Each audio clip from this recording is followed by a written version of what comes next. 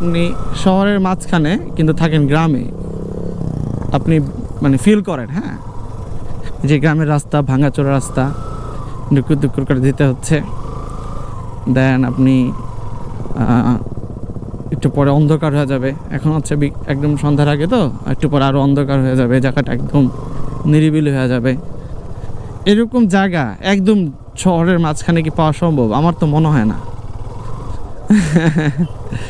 আসলে এই জায়গাটার নাম হচ্ছে আপনার উত্তরা প্রিয়াঙ্কা সিটি।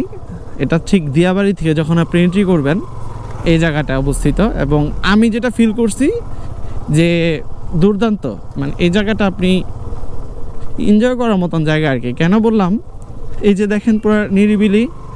যদিও এখন যেটা হচ্ছে যে প্রিয়াঙ্কা সিটির যে গাড়িগুলা ম্যাক্সিমাম এইটা বের হয়, বুঝছেন, তো যার কারণে এখান দিয়ে কিন্তু একটা ভিড়, মানে সবসময় গাড়ি ঘোড়া চলেই, একটা চাপ থাকেই।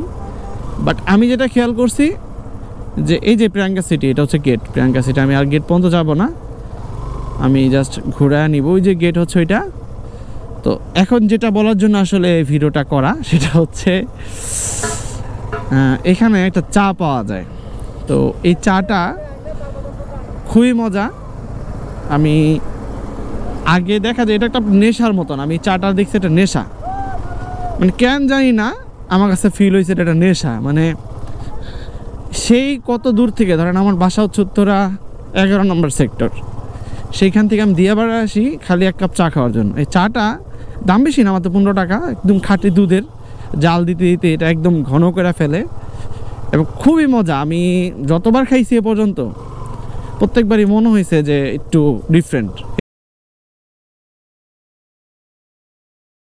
তবে খুবই মজা।